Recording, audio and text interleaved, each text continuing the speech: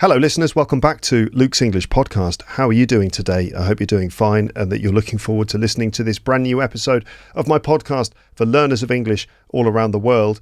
Let me give you a brief introduction to this one just to give you some context and also to tell you some things that you can notice as you listen to the conversation. So as you know, on this podcast, I like to help you to get more English listening practice into your life. Sometimes that means listening to me talking on my own. Sometimes that means that I'm joined by guests in my episodes.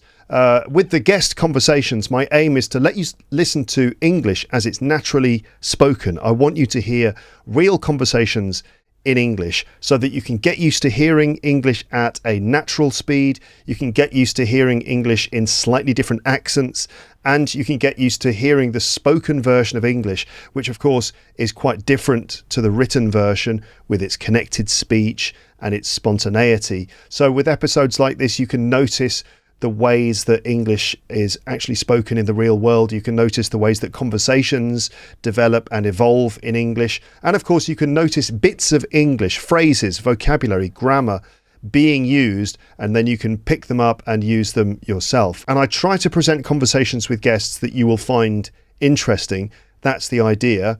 How do I do that? Well, a lot of the time that means talking to people who I have a personal connection with, just to get the right kind of friendly, relaxed atmosphere in the conversation. I find that makes for a more enjoyable listening experience. So that means talking to friends, talking to family, and my listeners seem to really enjoy these conversations. So then, this episode features a conversation with an old friend of mine who I only recently reconnected with after not being in touch with each other for over 25 years. We've recently got back in touch with each other and decided it would be fun to do a podcast episode together. So I'm talking to an old friend called Jez Booker. I first met Jez when I was probably about 16 years old at sixth form college. We were both part of the same extended group of friends, an amazing bunch of people.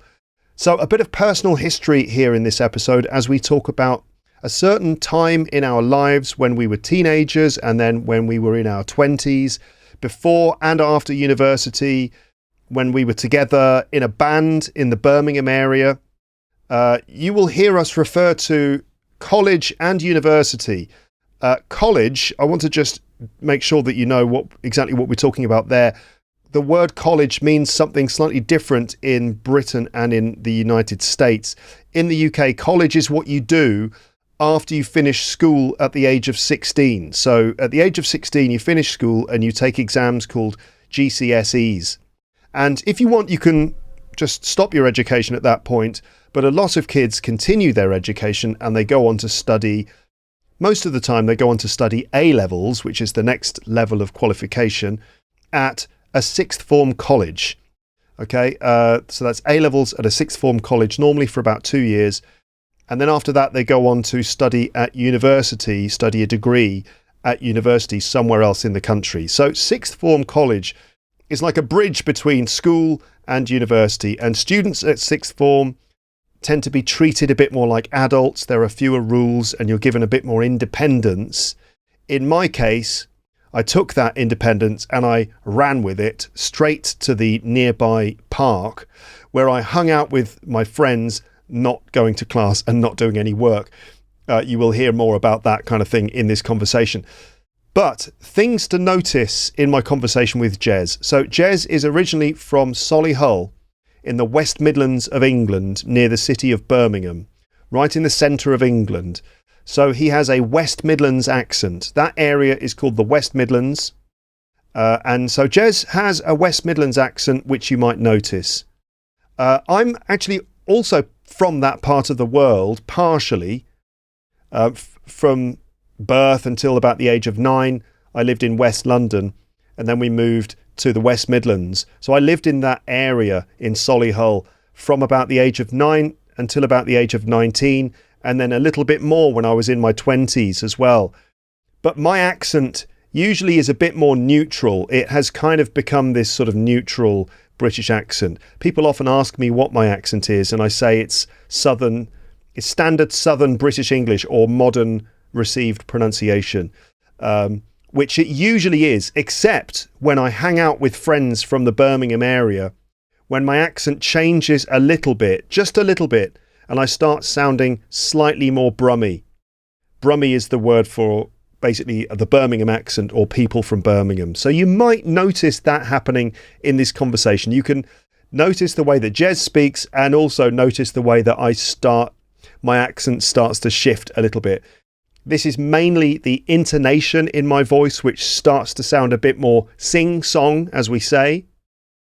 So pay attention to that. This is an example of code switching, which is when people naturally adapt their way of communicating for the situation. That could include just the sort of register of language that you're using. For example, if you switch to a more business-like form of English compared to a more informal type of English between speaking to your friends and speaking to colleagues at work. Or it might involve accommodating the accent a little bit, for example, when speaking to an old friend from the Birmingham days. So anyway, that's something you can try to notice. Do you hear any slight changes in my accent going through this conversation? And can you notice just the ways that Jez speaks with his Midlands accent?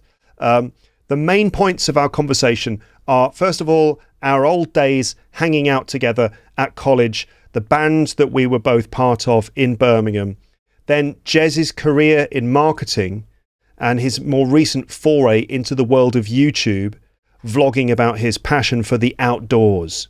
So watch out for marketing language in its various forms. That's probably all for this introduction, except to say that it was absolutely lovely to catch up with an old friend like this on the podcast. I hope that you enjoy being part of it. During the recording, we had some technical problems, but I think I've managed to fix them. The audio quality is reasonably good. I've tried to make it as loud and clear as possible, and I think it's certainly better than your average Zoom call. Anyway, enjoy the chat, and I will talk to you again at the end of the conversation, just for a little report of the conversation and perhaps to explain a few things that you might not have noticed or that you might not have understood. But without any further ado, then let's chat to my old mate, Jez Booker. And here we go. So I was thinking, actually, how is it that we ended up reconnecting with each other after not seeing each other for, I think it's over 20 years. Do you remember how we actually did that? I think it was because I've suddenly become a lot more interested in YouTube. Mm-hmm. And so I don't remember actively seeking you out, but I came across you. So I started my own YouTube channel, which we can talk about if you'd like to.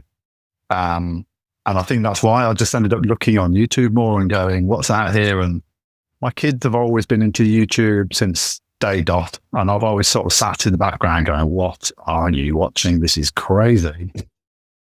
I should get into that. It looks really good fun. And all these young people are making loads of money and having a really good time. And they do good stuff. They're not, some of the stuff they used to watch when they were young was just weird. Like, you know, the ones where guys are in rooms and they're filling them with inflatable balls and they just go, well, today I'm going to fill my house with salt and dive into it. I'm like, what a waste of money. But then you see some of the stuff Mr. Beast doing where he's giving money to people who need it. And I'm like, actually, there's something quite nice about that.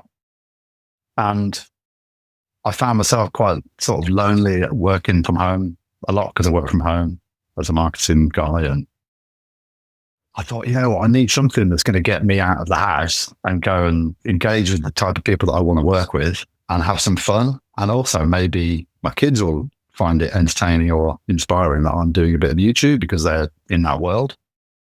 So yeah, my kids give me tips on YouTube.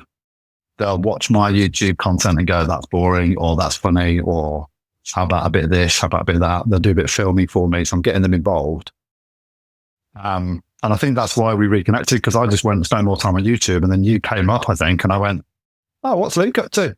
And I remember a long time ago, several years ago, I saw you do that video when you're in London talking to tourists. I mean, it's really, really old. That's a long time ago.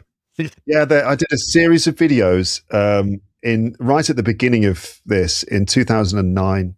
And I went out into London with a like a DV camcorder, like a camcorder with a digital cassette in it. Correct. So this is really olden days.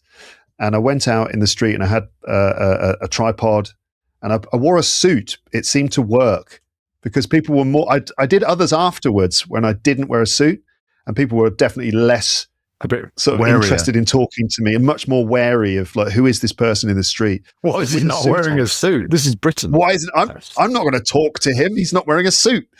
And a bowler hat, I guess.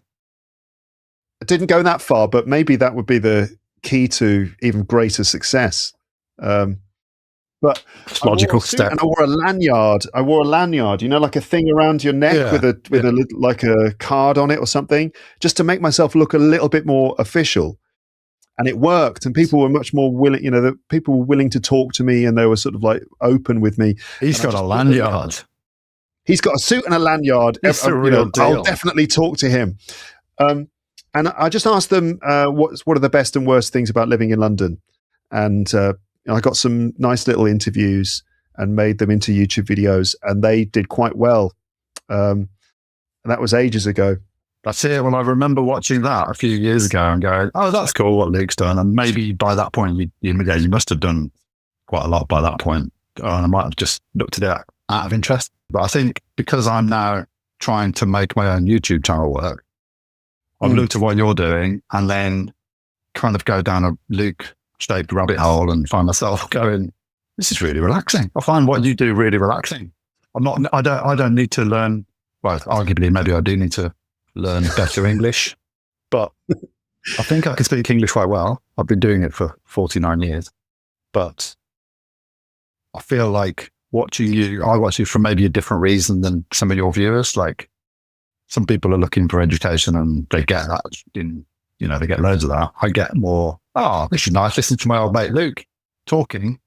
He's got a very therapeutic voice. Your voice is just like, you've just got a very, what's the word? Maybe you can think of a good word, a good English word. I don't know. People say that I've got a calming voice or even a sleep-inducing voice, which I'm not sure how I feel about that. Yeah. But people do say that, I listen to your podcast and it helps me fall asleep. I was like, yes, okay, all right, I'll take that. I'll take that as a compliment. That's not what it's for, but okay. It's a side product. But yeah, that's soporific. Soporific. There you go. Yes, exactly the right word. Sleep-inducing is a synonym. Soothing. Yeah. Yeah, well, I guess that's kind of evolved that way, that somehow I think it helps people to learn English if they feel calm. Like stress, they say, doesn't help you learn a language because just mentally you put up barriers and you can't think straight. So a calming, soothing tone, I think, is supposed to facilitate language learning. So I suppose that's how that's happened. Yeah. Well, you while you're talking, I'm remembering Kirk. You remember Kirk, our mutual mate? Mm-hmm. I do. He now lives in Australia, and me and him used to work together for my dad years ago. And I remember he just said, "I want to go to Spain. Let's go to Spain." So we went to Spain together, and he had a friend who lived in the northern part of Spain where they have all the bull runs and they turn into a festival of bull running, and they have street parties, and you sit out on the road eating fried eggs and red wine mixed with Coca-Cola. You ever had that? Pamplona, is that maybe? Not there, but somewhere like that. Estrella, I think it was. Okay. So anyway, we went there. We had a good time. We were living with the locals, so we were wearing the white and the red sashes and like really getting into the culture. Red wine and Coca-Cola mixed together. Red wine and Coca-Cola mixed together? Usually around 10 a.m., 9 a.m. sometimes. You'd get up with the whole family. 9 a.m., really? And you'd have the whole bull running thing going through the town. Anyway, my point is, we went there and he wanted to learn, he was learning Spanish. And I remember vividly him getting really upset because this Spanish lady found what he was saying really funny, which made him really tense up because he wasn't saying it correctly. She was pointing that out I thought in quite a flirty, funny, friendly way, but he took it a bit like, "Ooh, she's taking the piss out of me." And that's what happens to a lot of people there when they're trying to learn a language. If you try and interact with somebody and they're not, or they don't appear to be helping you and they appear to be almost speeding up, it makes you tense up. So you can't relax into trying.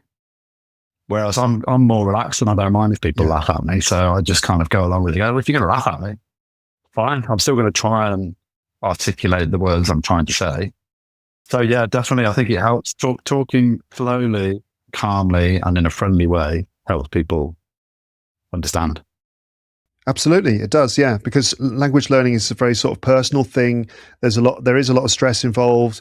There's a lot of potentially a lot of shame involved, a lot of frustration, and failure as well. You know, because a lot of it's you learn through failure. When you fail to understand something, you don't express what you wanted to say. You make a mistake, whatever, and so that can be quite off-putting. You know, a lot of people don't manage to do it for those reasons. You know, those sorts of stress related issues can really stop people. What I was thinking is, me going into YouTube feels like learning a new language. Like I don't know what I'm doing. I don't know really how to edit very well. I'm not too worried about failing, although I don't like failing and I want people to watch my stuff and go, that's really good. I also don't mind too much. It hasn't held me back. I've gone, well, if that happens, so be it. Like learning a language, I'm willing to make a fool of myself. So maybe I'm better. I've always been quite good at learning languages because I don't mind if I mess up. Kind of part of the fun. Can be a good icebreaker when you're talking to somebody in a different country to make a mistake because they laugh about it if they're nice, which generally people are. Most people will want to help you figure out the right word or help you communicate in some way with hand gestures or whatever to get the point across. And I think that's the same with creating content, isn't it? Lots of people worry about it to the point where they never produce anything. And that holds people back. Whereas I've got to overcome that fear and I'll just go, well, put it out, see what the world says and improve it and figure it out as you go. Otherwise you'll never start anything. Yeah, absolutely. You got to do a lot of stuff. You've got to make lots of content and learn as you go. And sometimes it takes quite a long time to find your voice. And it's the same thing in learning a language that you kind of feel pretty lost at the beginning. But then eventually, if you keep practicing and you don't give up and you spend time on it and you stay motivated, you will eventually find your feet, as it were. Yeah. So we'll talk maybe about your YouTube channel a little bit later. I feel like we need to talk about some other stuff. I wanted to go chronologically, actually. So how do we actually know each other, Jez? And do you remember when we first met each other? Let me look off into the distance, into the mists of time and my memory. I think we must have met at college, sixth form. Yeah. My guess. Yeah. Hello, just a quick interruption. I hope you're enjoying this chat with my old mate Jez. There you just heard him talking about how spending time on YouTube and then deciding to start his own channel led him to discover me there again after not seeing me for so many years. And then he, quite cleverly, I think, managed to compare making YouTube content to learning a language, how it's all related to mindset, motivation, confidence, fear of failure. Very nice analogy, very well done by Jez, I think. And at this point, I then asked Jez if he remembered how we first met, prompting him to stare off into the distance, into the mists of his memory. And it was actually at this point that our recording was then plagued by technical problems. There were internet issues and our call kept breaking up and it really sort of interrupted the recording. And that means that I've had to do quite a lot of careful editing to cover these little problems.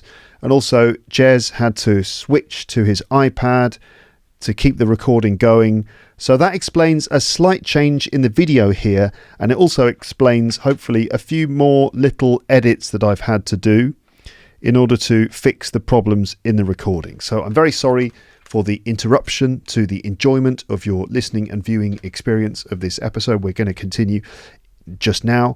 And it's at this point that we got into some stuff that I found really enjoyable to talk about with Jez. And that's the history of our friendship and some memories of our college days and playing music in bands and stuff like that. So sorry for the interruption. Let us now continue. Here we go. So where were we? I think we were talking about when we first met each other. And I remember that we met each other at sixth form college. We must have been about 16 or 17 years old. And you were like friends of a friend I made at sixth form called Jake. And I was in a band with Jake called Skellington. Do you remember Skellington? I remember the name, but I don't remember any of the music. I remember thinking, these guys look cool. They were in a band. I wasn't in a band. I wasn't musical. But I remember being gravitating to you guys, thinking these are cool dudes. It was just the most amazing thing. The music we did was we called it funk punk, which is self-explanatory. It was kind of like sketchily played funk music, and that was fantastic fun. So Jake was in the band, like the main guy, as far as I'm concerned, in the band, because he like wrote the songs and played the keyboards and stuff. Musical mastermind. And so you went to school with Jake, and so I see you as part of like Jake's whole gang of the people he went to school with. So I knew you from sixth form. Yeah. Actually, about sixth form, I was quite a bad student at sixth form, and I spent a lot of time not in class doing things I shouldn't be doing. What about you? How did you get on in sixth form? Did you get good A-level results? Not bad. I mean, me and Jake, when we were at school, he used to be an inspirationally naughty boy. So we used to talk a lot in history and chat and make jokes and mess about. And we used to go skateboarding together. He was like my skate buddy. And that got me into skate culture because he'd come from London. He'd been living in London. So I remember he'd been to a Powell Peralta tour and he gave me half a poster signed by Steve Caballero and Mike McGill. Wow. And I've still got it in my loft. And I thought, this guy's so cool. And his mum had his van. And of course, his mum was in a rock band and his dad was a rock musician. I was like, these guys are so cool. I'm going to hang out with him. And then we ended up like falling in love like good friends do and being mates. You know, still mates now, years later. And what was your question? Just memories of college together. Yeah, college, I applied myself. Like I'd mess about, but I'd still get the job done. I'd make sure my homework got done and I was good in class and a bit cheeky in class, but I'd still make sure I did the job. When I got to sixth form, I was distracted by things that I shouldn't have been and got into going out to the pub earlier than maybe I should have done and got into clubbing and dance music came along and was like, wow, this is a whole new world. But it was a really nice vibe. I remember I used to be quite good at going between groups at college and being able to talk to the rock kids and the dance kids and the hippies I used to find everybody fascinating. So I liked, and I still do. That's what I love doing now. I like being able to talk to anybody from any walk of life, from anywhere in the world. And it's another reason why language is a great thing, isn't it? Because you can just talk, if you can communicate to somebody from anywhere, even if it's just through hand gestures or with a bit of language combined with a bit of visual aid, you can talk to anybody and you can go anywhere and make friends anywhere in the world. And that's what I love about language, physical language, visual language, design, art, music even is a type of language, isn't it? Absolutely, yeah. Totally it is. So I suppose that's why I was drawn to music and clubbing and art and photography and creative stuff. And that's probably why I homed in on you and Jake and Johnny and Chris and Andy Moore. Remember Andy? Yeah. He was in a band. And he's still in a band now. He just released a little mini album and really? So I was always drawn to those type of people and found them. I could talk to anybody, but I was always much more engaged with the people who were creative in some way. it was a really great, really cool, extended group of friends that we were all part of. I mean, it's amazing, really. This is obviously the days before, even before the internet, before smartphones and everything. We were all just being very outgoing and hanging out with each other at sixth form. And then you'd bump into people. You'd just go into Birmingham or something, go to a pub or a club or something, and you just bump into all your mates. You know, so it was a very sort of organic way that everyone socialized and stuff. It was really cool times. You'd have to phone, wouldn't you? Make a phone call, arrange to meet somebody in town, get on the bus. Halfway there, your friend would change their minds. So by the time you got into town, you'd be phoning them, going, "Where are you?" And they go, "Oh, we stayed at home and had another cigarette." You just end up going and meeting some other people in town. But it was just, it was good times. What I was going to ask you before we got cut off, you mentioned an adventure trip. Remind me about that. Yeah, so at Solihull sixth form, there was some sort of sports adventure trip. I can't remember where it was. It might have been in Wales, but I remember it was Yes. I signed up for it, and I didn't know anyone else I didn't know who was going to be doing it. There was a coach. I arrived with my bag at college. It was like during a half-term holiday or something like that. And I arrived, and you were there, and Phil was there, who was another one of your mates from school. And I was like, I kind of half know these guys because they're Jake's friends, so I'm going to hang out with them. That's kind of the first time I got to know you. And I hung out with you and Phil the whole time, and the two of you were brilliant. You're just so funny and so sort of sharp-witted, and the three of us like hung out a lot.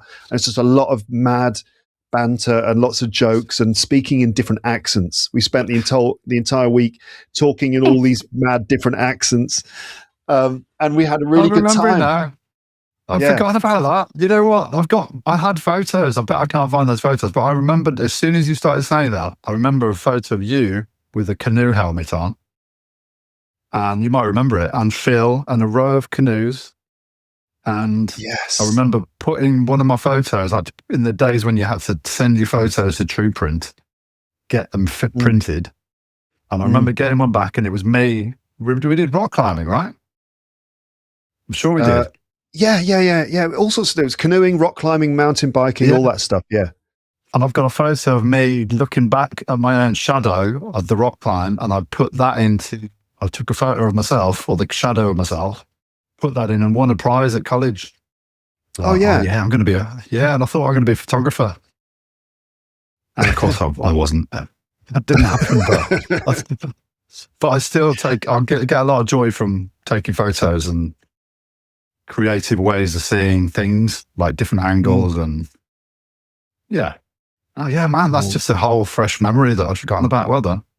Yeah, we must have been 16, 17 years old at the time. Yeah, it was probably in 1994, maybe, something like that. Bright-eyed, 93, yeah.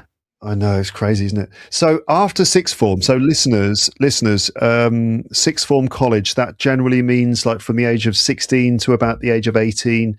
It's what you do after you leave school. In the UK, we leave school at about 16, usually after we do exams called GCSEs.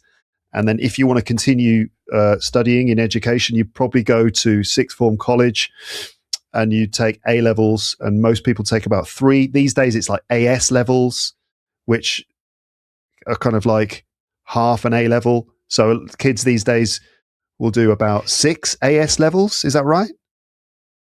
My kids are too young to be at that stage, so I'm not sure. But it sounds about right. Yeah. Yeah. In our day, it was like 3 or 4 A levels. And the results of your A levels will determine what university you can apply for, if indeed you can apply for university at all, depending on your A level results. I got really bad A level results because I was a terrible student at college, because I just enjoyed myself too much. It was fantastic. But I got terrible A level results, and I had to stay back a year and go to a different college. And I did 2 other A levels in a year, kind of crammed 2 into a year. Got the results I needed to get to university eventually. But what happened to you? You went to university, right? Which university did you go to? What did you study? So at college, I did English literature, German, theatre studies, and general. I don't know if you ever saw me acting, but I did a couple of plays at sixth form. No, I didn't know. I did a 2-man play by Harold Pinter about 2 gangsters in a cellar. Wow. That was good fun. Yeah, Awesome. it was wicked. I actually saw someone who knew my old theatre studies teacher the other day and met him for the first time. And anyway, what did I do? I went on to do German at the University of Nottingham. You did German, did you? Well, I did a year of German with philosophy, and I dropped the philosophy after 3 months because it was too much hard work. I was madly in love with a girl from Birmingham at that point, and so that was a big distraction. And so I wasn't really studying. I was just busy thinking I wanted to be at home, and did I really want to be at uni, and should I have stayed there with her, and almost wrote the whole thing off. But after a year of German, I decided I don't want to do German anymore. It's too difficult. The grammar was horrific. We used to get taught by this guy with a vest under his shirt who was horrible to us all, to the point where we all complained because he was such a bad language teacher. If you want to meet a bad language teacher, that was a good example. He was awful. I'm sure he knew his stuff, but he was just made us all feel stupid. And we were university students, and it was strange.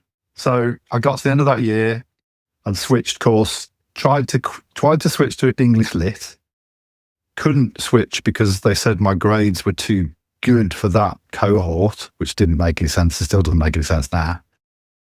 And so I ended up doing American studies, which was a combination of literature, European influence on America, film studies, conspiracy theory,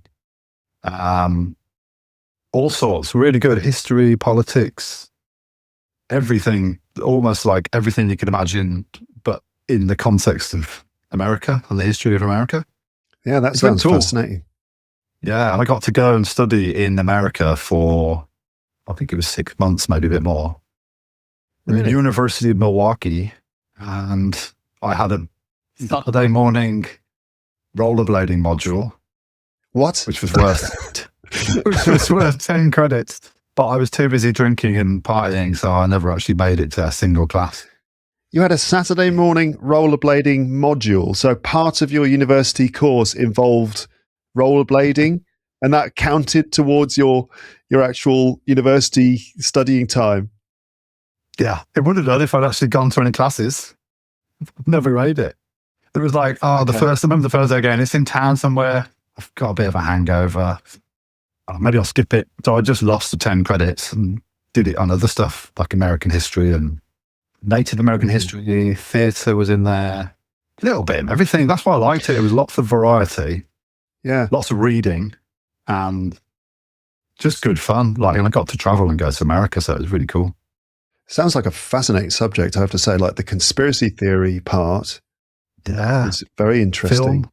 Film studies as well, like traditional American films and like what they all meant. And it's not dissimilar to what I did. So I did cultural studies, basically. I did media and cultural studies, which, sort of crosses over with some of the stuff you did.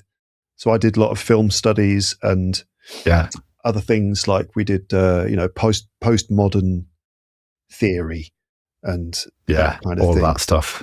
But did you know? Sorry, Foucault. Barthes. The message is the median.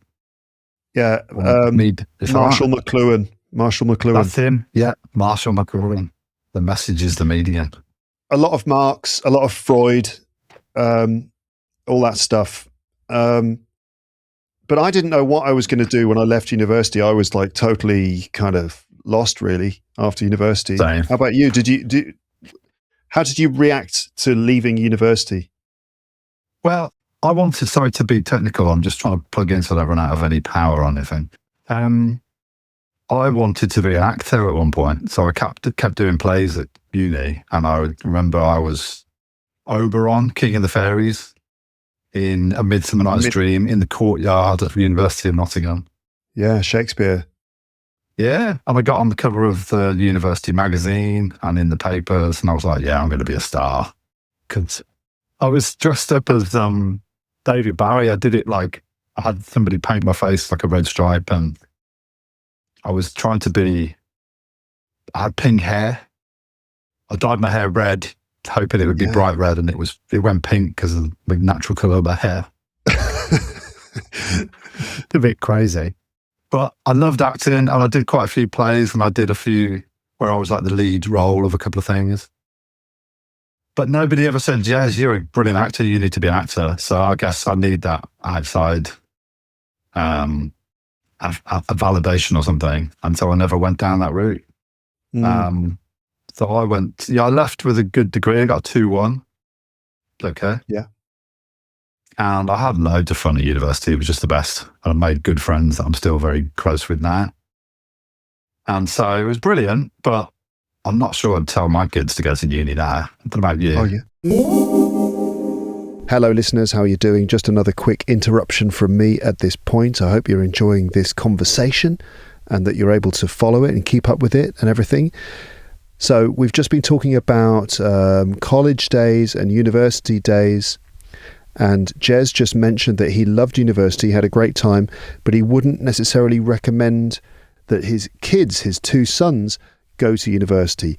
And you're about to hear me asking him why. And Jez is about to talk about fees. You'll hear him talking about fees. That means university tuition fees.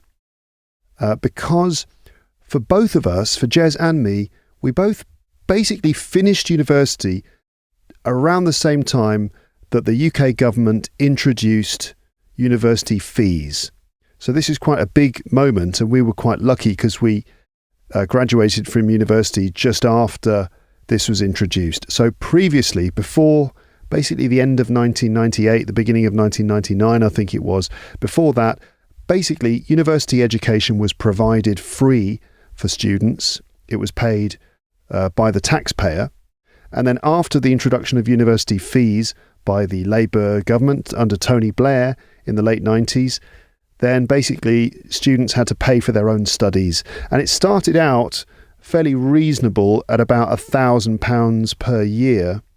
But that amount has gone up steadily over the following years. And these days, I think on average, it's about £9,000 a year. And that's for British students. If you're a foreign student coming from somewhere else, then that's even more expensive. And that includes these days, since Brexit, any EU citizens. So basically any foreign students have to pay even more. So it can be incredibly expensive. So that, I guess, is the main reason Jez would perhaps not recommend that his sons go to university, which is quite a big deal. So that's what Jez is talking about when he refers to fees, basically, university fees and debt as well. We talk about debt, that's D-E-B-T. The B is silent, of course. It's pronounced debt.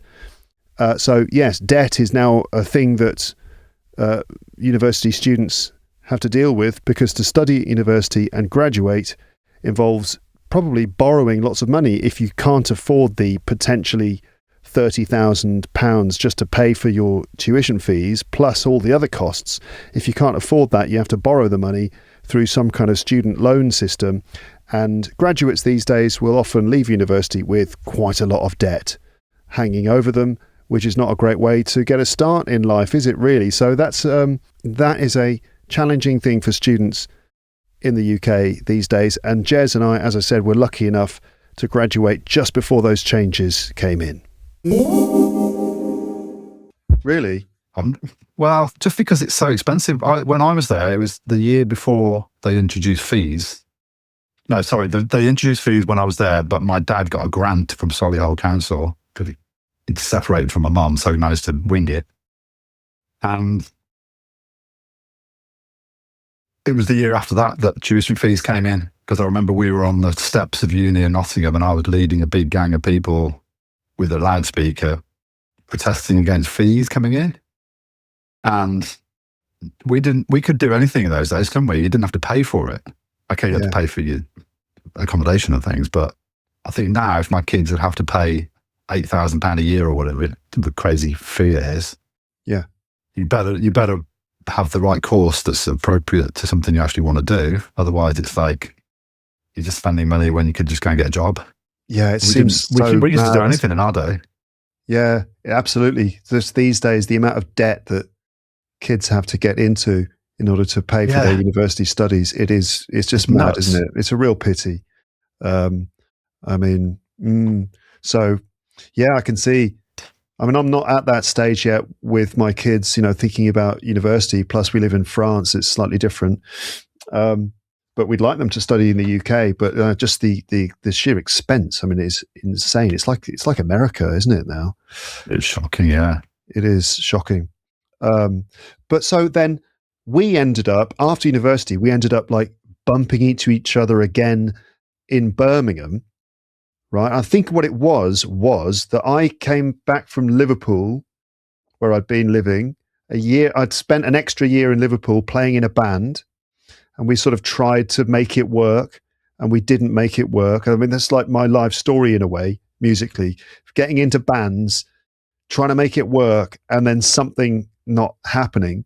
It just not happening. Maybe because there was just something sort of intrinsically wrong about the band, like it's really, really mysterious, the whole question of making a band successful and how bands become successful. And for all the bands that make it, there are so many that don't make it, and it's a bit of a mystery. Like, obviously luck is part of it, but you've got to get the right combination of people, the right kind of dynamic between the members of the group. It's got to click musically and in lots of other ways. So anyway, that band I was in Liverpool didn't work out. And then I came back home to my parents' place in the middle of nowhere, sort of, I guess about 40 minutes outside of Birmingham in the countryside. And I think it was, I got back in touch with Jake again, and he was living in a house in Bearwood or something. I don't know where he was. Moseley, possibly. I think it was Moseley. He was living with Dar, I think, and Phil, something like that. The big house, the big party house. One of the big party houses. I think it was the second house. There's like several of those houses, but I think it was anyway. So Jake had a party, and I came with my brother because my brother was living at home as well at the time. And we just I just saw everyone again after about maybe 4 years of not seeing everyone, and sort of caught up. And Jake and Dar had this demo tape of these tunes that they'd made together. I think it was Jake and Dar, maybe Jake, Dar, and Shan had put these. I think Shan was involved to begin with. No, I think it was just Jake on his own, and then Dar, Jake, and then Jake, Dar, and Shan. Yeah. They put together these tunes and they played them to us at the party, and we're all like really excited about it and stuff. And I was around, and so basically I was brought in to play drums in what became this band. And you were part of that as well. So tell us about this band then that we ended up involved in. It's funny how everybody remembers different angles of it, isn't it? But I remember listening to that tape in Jake's front room in his house in Solihull, where we'd always hung out when we were growing up at school. I've known him to hang out in that house to school and then college. And I remember listening to him thinking, this is incredible. This is going to be massive. It's so different to anything else I've heard. It was technically clever, different loops, like sampled loops from well-known hits, which you couldn't necessarily put your finger on.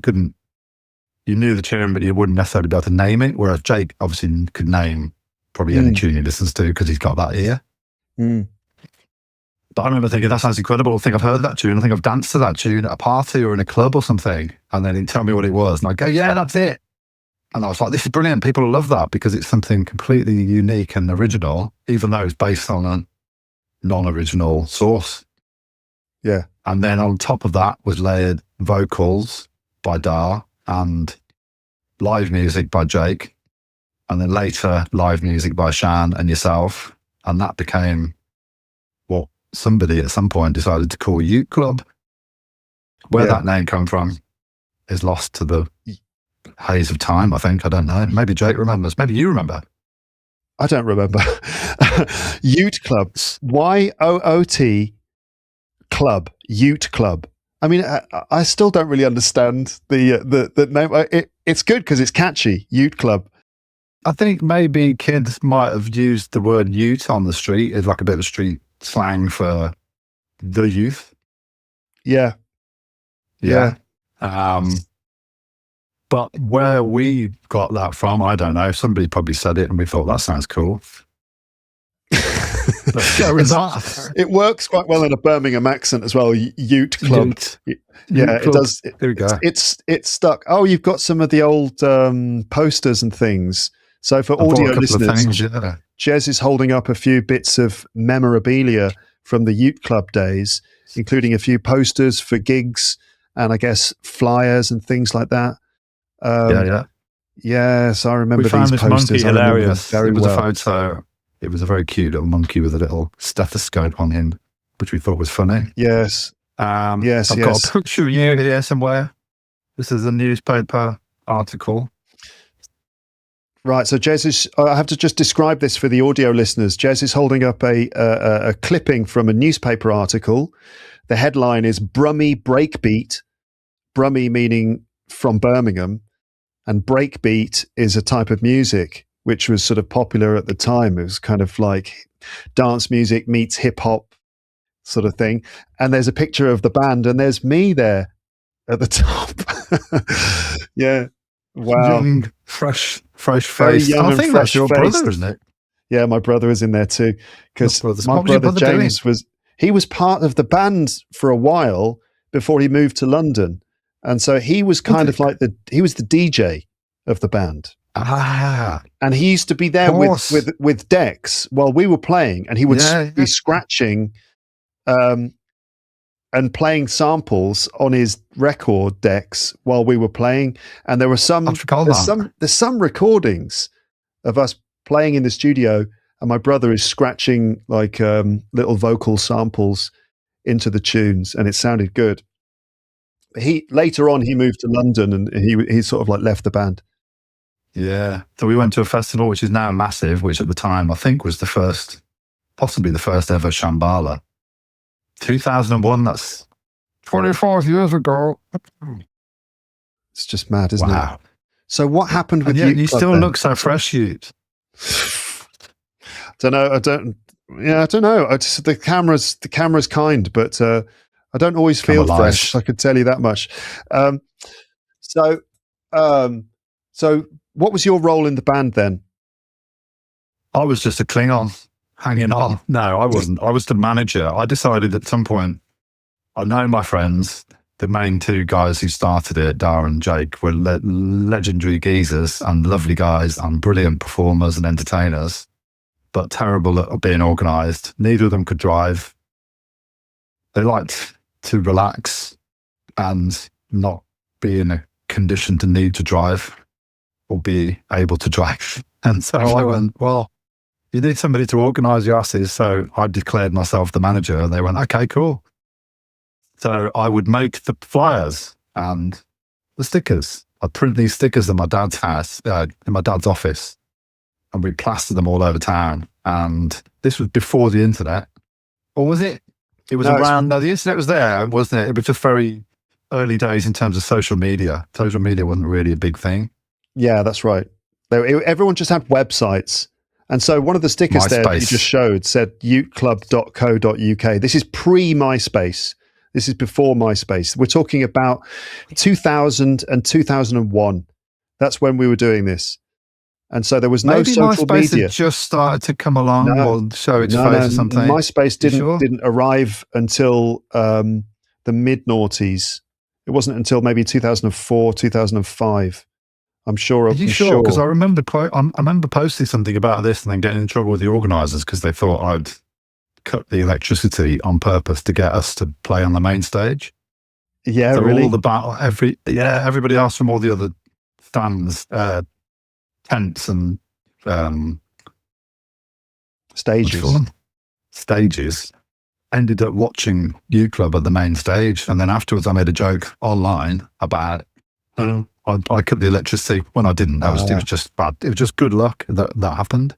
But I remember the organiser wasn't very happy, and I had to apologise to him. So it must have been something like MySpace, or maybe an early version of it, or something. Perhaps, But yeah. the point was, I had to make do with what we had. So I'd stick these stickers on lampposts. I'd put posters up in bars. I'd phone pubs and go, right, can we get a gig? So I'd organise the gig and get us paid, which was very little money, but we got paid. I'd drive the band. Maybe I drove you at some point. Yeah. We drove to London and we were on TV. We were on Sky Arts. Right, yeah, and the sound was awful. Yeah, oh God, I had such a nightmare. I had such a sweaty during that, as I often did. During live shows for Youth Club because, oh dear. So to describe the setup, listeners, what we had was, so it was bass. We had Robbie on bass. We had me on the drums. We had Shan playing the guitar and some other gadgets, which I don't understand.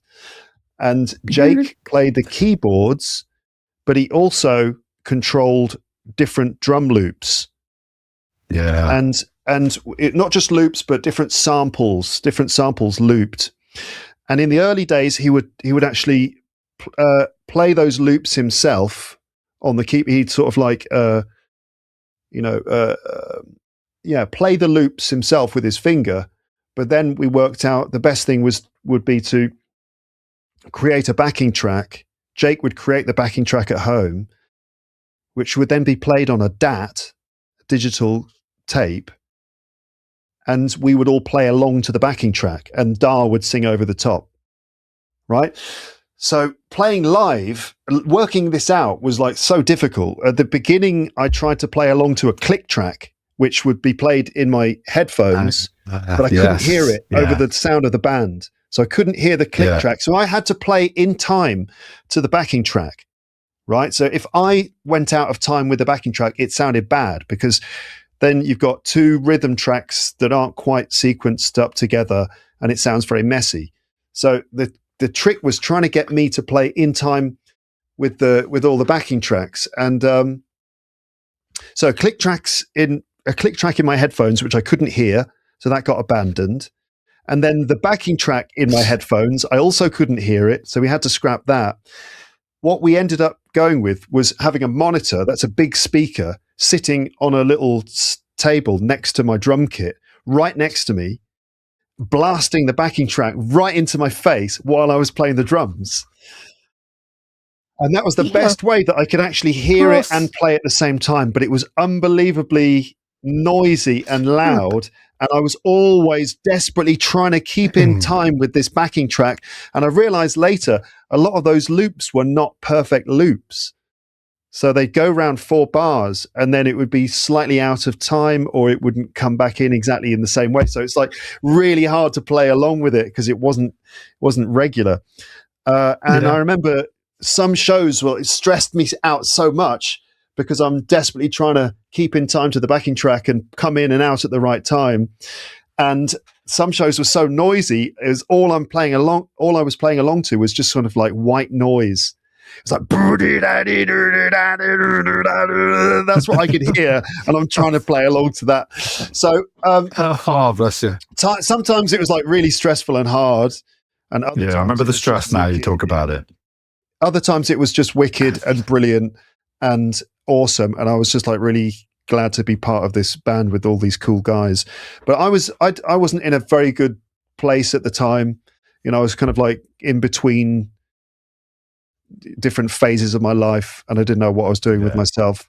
So I wasn't quite able to really enjoy it as much as I perhaps should have done.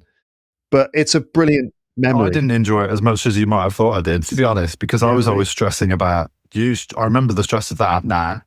I remember the stress of being in a bad situation with rehearsal studio, which was rubbish. Mother's studio. Yeah. What a dump. I remember the guys who ran that. There was a guy called Taff. Do you remember the Welsh guy? Yes. Yeah. Bit drinking. What a madman. Yeah. And then we moved to somewhere Shan knew. I think maybe Bentley with a Mace had somewhere in the Jewelry Quarter. That place upstairs, which was much better. I remember stressing about it. We started in the Custard Factory. No, Mother's, then the Custard Factory, then Jewelry Quarter. Maybe you weren't around for the Jewelry Quarter. I wasn't around at that time. Well, I was always stressing about something, whether we were going to get paid or not paid, or I don't know, why weren't EMI phoning me off the hook to make us massive? I had conversations with like one or two record companies and they were interested, but then nothing happened. We got on Radio 1 Live, which was cool. I thought, when you think, oh, now we've got recognised by them, that someone's going to pick us up and we're going to be on the radio and it's going to grow. And it just didn't take off as much as I wanted it to. Either that or I was driving while everybody else was drinking beers in the back. And I was driving us to a gig thinking, I want to be in the back drinking and in the band. I think I need to be in the band. I'm not really in the band, but I am in the band. We're all part of a gang, but I'm not really having as much fun as they're having. But then they were probably stressing about their own thing inside their own heads, whether they could hear the music or same things I was thinking about. And so eventually, like a lot of bands, it just fell apart. And I don't remember why or at what point really it happened. I think maybe we just got tired of it, or maybe I got a job. I probably got a job. That probably didn't help. Boring desk job, drifted into marketing, and I've never been involved in a band since, really. Yeah. So that was it. What could have been. But we had a good time while it lasted. We did have fun. It was kind of it was original and distinctive and of the time, because it was like this combination of, I don't know what really, so many different influences. There were a lot of samples and sort of hip hop and breakbeat dance music combined with like traditional instruments. It was like two bands in one, like a sample based thing, a bit like, I don't know, a bit like the way that Gorillaz works now. It's all sort of based on samples and just all done in the studio, but also a live band together, and we mixed it all together. I remember the thing once we did a sound check in a pub, and the sound recording guy sort of summed it up for me, and it became a bit of a catchphrase. And he was doing the sound check. That means, like, listeners, that means just like testing the sound of all the instruments in the room before the show. And he was at the back of the room with the mixing desk, and we were like getting the drum microphone sorted and the bass sound and stuff, and then the backing track. And he was like, he was an American guy. It's like, one thing I don't understand, guys, you got a kick-ass rhythm section, but you use a backing track. That was like his summary. I was just like, yeah, he's nailed it. Yeah, that's it. And so kept saying this all the time. That just became the thing that I was always saying, like, you got a kick-ass rhythm section, but you use a backing track. It's like a catchphrase. I summed it up like this: old style grooves, new style beats. Yeah, nice. And that's what I started putting onto things.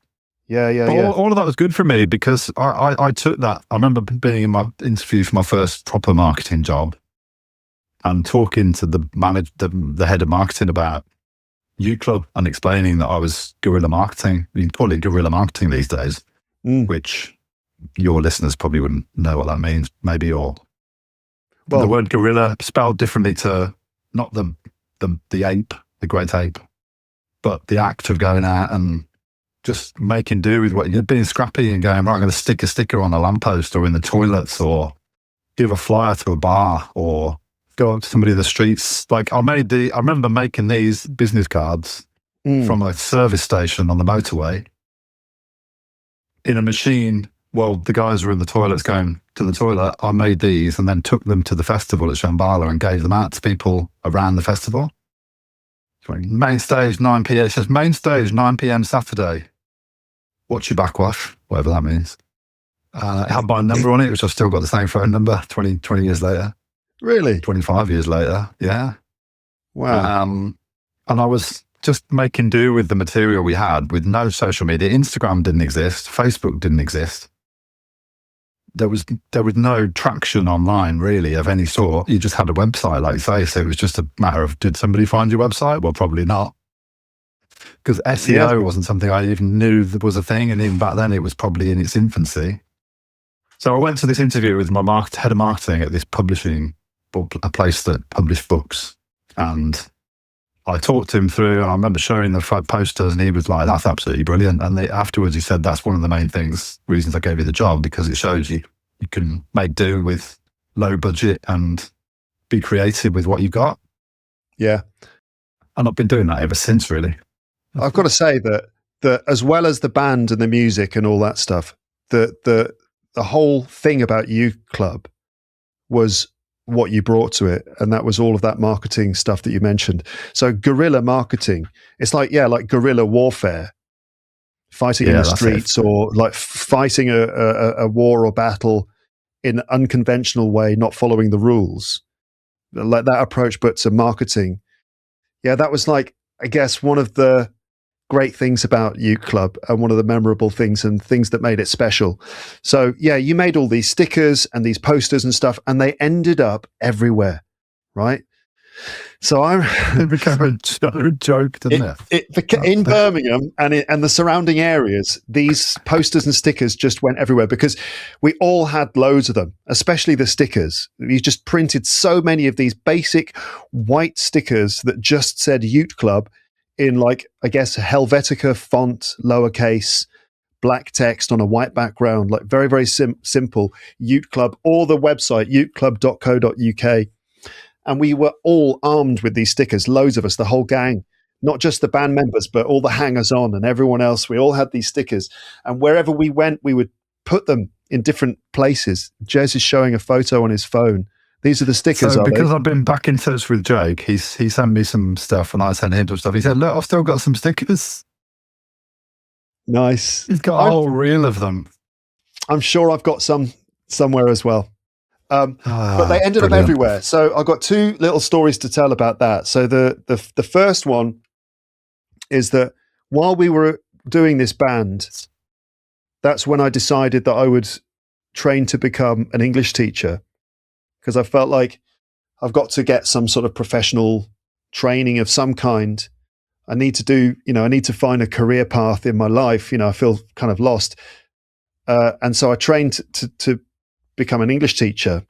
That was a CELTA course that I did. And so I was on this CELTA course in Birmingham with a bunch of other, I guess about 20 other people like me who wanted to become English teachers. And I got talking to one of them. It was like maybe almost at the end of the course. I got talking to one guy, and what was it? That's it. I think I had a Youth Club sticker in my pocket, and I was just fiddling with the sticker in my hands. And it's like, oh, I was like, what's that? And it was like, oh, it's just this band I'm in. He was like, that's your band. And I was like, yeah. I mean, I'm the drummer. He's like, you're the drummer in that band. That's you. And I was like, yeah. And he's like, oh my God, I see your posters everywhere.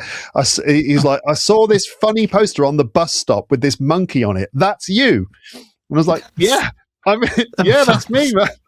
He was like, he was shocked. He was shocked because he'd seen these things everywhere. It was kind of like a bit like the sort of local Birmingham version of like the Obey stickers that you used to see everywhere. I think that maybe that I picked that up from somewhere. I must have got it from somewhere. Like one of us came up with the idea, or I came up with it. I don't know how it transpired, but because my dad had this printer at work, I was like, Dad, can I print a few stickers? Yeah. 15,000 stickers later or whatever. It's like, oh, Jez, we've run out of sticker roll again. Any idea why? Yeah. I'll just print a few stickers there. So yeah, we put them everywhere. And the posters on bus stops, yeah, it was just, what can I do with what I've got to make people aware? You call it brand awareness now. I understand the science behind it because I've learned marketing over the years now. But at the time, it was just like, I didn't know what marketing was. I was making it up as I went along. Maybe I read a book, because you go to the library and go, what's marketing about? Maybe I got the idea from something else. I don't know. But it worked because, like you say, people would go, oh yeah, I've seen those stickers. What does it mean? And you'd start a conversation off it, or it would just create this awareness of something. So it felt to me like we were growing in people's mind, and we were. But at some point, it just didn't materialize, probably because I got a job. Maybe someone else got a job. Maybe it's because you left, Luke. You were the magic glue that held us together, and then you went on to bigger, more exciting things. I do often feel partially responsible. I remember at the time I felt like terrible about leaving the band. But yeah, maybe we were on the precipice of something, because I think I think the name Youth Club and the image of the group and the stickers and the posters had probably reached a lot of people. So people were subconsciously aware of it, but it just didn't go that extra step, but still, I think we did the best that we could.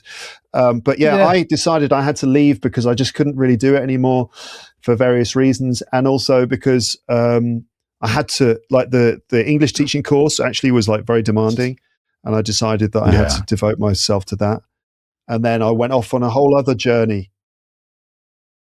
I was going to say, I think that we had Instagram or Facebook at that point in the early days when you could get hundreds of thousands of followers without paying for the privilege of getting those followers. We would have probably got a lot bigger a lot quicker. That was that was one of the missing ingredients. Plus life itself and the things that happen to people in the background that you don't know about and the aspirations they've got. And there's loads of reasons, isn't there? But mate, I think it's just time to reform the band and have another go. Yeah, maybe. Let's get back together. Just a pity that like some of us live in different countries. Like Dar lives in Germany these days, and he does a lot of stuff in Berlin. He does a lot of stand-up comedy, and he's like set up fantastic stand-up comedy nights in English in Berlin. I see a lot of comedians because I do stand-up as well. I haven't done it for a while now, but I often meet comedians in Paris who've come through Berlin or come from Berlin, and I say, "Oh yeah, do you know Darmander Singh?" And they're like, "Oh yeah, Dar's awesome." It's like a lot of American comics and stuff. Yeah, fair play to him. He's done well. Maybe we need to do like an online. We should have done it during COVID. Just had an online jam like everybody else was doing. Yeah, back to the nightmare of trying to sync it all up again. But we've got the tech now. You'd have no excuse now, mate. And you know audio because you're a podcaster, so you'd be able to. Between all of the mighty brains in that gang, we'd nail it now. Yeah, we'd make it work. Yeah, definitely. The other story I had about the Ute Club stickers was that, so my parents' house at the time was in a little town right on the edge of Birmingham, Solihull, like really far away. And it would take you, I guess, about 45 minutes to drive from the centre of Birmingham to there. So it's right out in the sticks, as we say. And that's where I lived. And of course, I had all these Ute Club stickers, but there was like virtually nothing to stick the stickers on in this town. Just like trees, bushes, like a hedgehog. Squirrels. Yeah. Jeff, quick, grab that hedgehog. But there was the sign for there was a sign which announced that you were entering the metropolitan borough of Solihull, which is where we were basically all from. And I crossed over this main road and stuck a sticker on the sign, and it said, "Welcome to Solihull." But I wrote, it said, "Welcome to Ute Club." So I put the sticker right under "Welcome to," and that sticker stayed on there for years, like years and years. Obviously, the sticker died after a while because it was made of paper. But for years, there was a little black rectangle that used to be this Ute Club sticker on this sign. And every time you drove through down this main road, you'd always see the sticker. And the sticker also ended up in like all these brochures that Solihull produced. They produced these sorts of "Welcome to Solihull" brochures and stuff full of pictures of different parts of Solihull. You could get them in the libraries and whatever. And I remember getting one of these and flicking through it, and just by coincidence, seeing the sign with the Ute Club sticker on it, and it says Ute Club. They took it before the sticker died, and so there in the brochure, the sign, "Welcome to Ute Club." Well, see, do I need anything else? I've thought we made it, right, haven't we? To make it into a Solihull brochure, yeah. And to know that generations of local kids were asking their friends and their parents, "Mom, Dad, who's Ute Club? What does the sticker mean? Why do I keep seeing it everywhere?" Ute Club, yes, I remember them. I saw them once at the Jug of Ale. The rhythm track was brilliant. I don't know why they bothered using the soundtrack. Yeah, they had a kick-ass rhythm section, but they used a backing track. Learn from that, son. Take from that what you will. Yes. That's great, man. That's so Good that's times. brilliant. So yeah, I basically I went from there into marketing, really. I drifted from the band thing, which I would have loved to carry on with, into marketing. Mhm. Publishing was a thing because I kind of started out as an author agent. So I used to, weirdly, my remit was basically, this was about 2000 and, it was when websites became big and Flash, Macromedia Flash was a big thing and designers were using it in really interesting ways on websites. And my job was to go out onto the internet, research web designers, and then find the best quality ones and approach them to write books about their creative process. It's a cool job. I got paid quite well and I got my name in books. And now I think about it, I could have brought them. We did a book. I don't know if you were involved at this point, but we went to the Jug of Ale. That's a pub, by the way, listeners. With a pub, yes. A famous pub in Moseley that I don't know if it's there anymore. They do live music. And we had U Club. Yeah, we did. We had U Club on stage, somebody filming it with a proper decent camera and audio. And then that was put into one of the books I was working on. So I was still, U Club was still the thing then, and I managed to get them into that book. So it was teaching people how to use Premiere or Final Cut or something. Yeah. Did you see that? No, I never saw that. I think That's this is weird, after I isn't it? left Yeah. because I did my teaching course, and then pretty soon after that, I ended up on the other side of the world in Japan on a completely different adventure. And so, different path. yeah, I just sort of like completely disappeared. So there's a lot of stuff that I don't know about. Yeah, so U Club made it into a computer book about an editing software with a CD-ROM in it, in clips of the band that you could then use as actual assets to practice. Man, I got paid for that. So combined with the Solihull brochure, the bus stops, and this computer book about how to use whatever it was, some software, U Club made it. Why are we talking about this band like it wasn't a huge success? I mean, it was a huge. Look at the fame that we achieved. So this is a thing. I should be patting myself on the back, not wistfully looking back on it like it was a bad time. It was brilliant. It was brilliant fun. And like I say, then I forgot about that until I started talking about it. I've still got the book in the loft.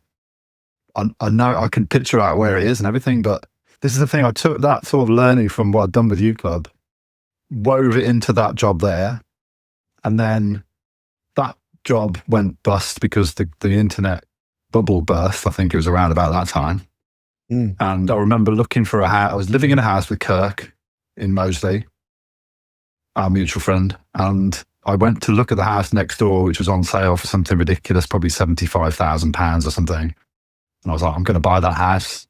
And the day after, I got a letter from that publisher saying, you've lost your job. Everybody's made, like most of the team have been made redundant. Yeah. So that was a shame because that house is probably worth 575 grand now.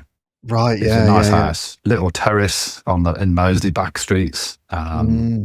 Anyway, I went from there immediately to this place where I met the guy who appreciated my U Club guerrilla marketing. He gave me a job, took a chance on me. And I've been in marketing ever since, really, playing with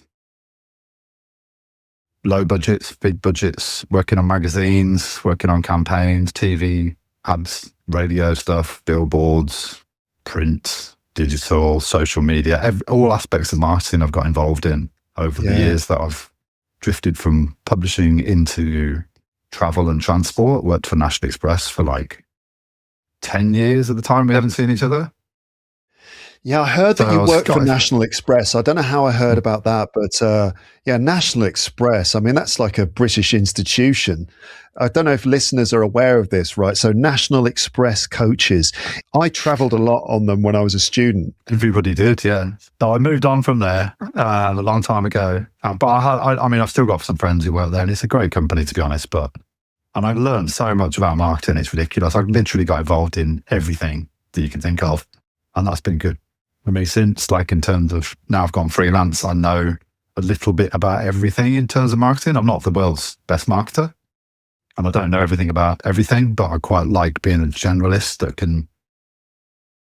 I've gone from scrappy stickers on lampposts to like multi-million-pound campaigns and big budgets and then little budgets and then freelance. I've worked with charities that got no money at all. So I'm back to kind of U Club mode of, okay, that's not a big problem. We can do what we can do. And now you've got social media. You can come up with free content and make your own stuff, and you can create what you want through your phone. And it's kind of taken me full circle in a way back to, okay, I can work with some brands who've got loads of money and they understand the value of marketing, and others that don't fully understand the value of putting yourself out there properly. And then individuals that maybe a bit lacking confidence in terms of promoting themselves online, whether it's on YouTube or LinkedIn or whatever.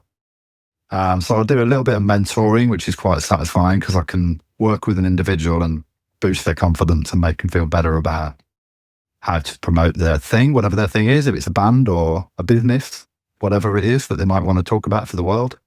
And do that in a fun way.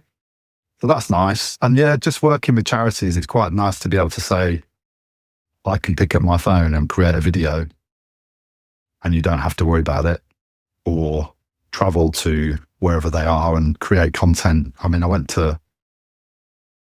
think I told you about the lifeboat charity that I work with called Atlantic Pacific.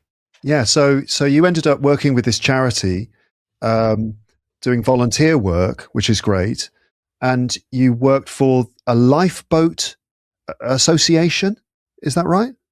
What was it? Not quite. They're non-political, well, non-government organisation. They're a charity. They have a base in Atlantic College in South Wales, where they teach. They have something called a summer school where they teach people from around the world how to control a lifeboat, a rib lifeboat, rigid inflatable hull lifeboat. So listeners, a lifeboat, just in case you don't know, is a boat that will rescue you if you're in trouble in the water. And they're amazing.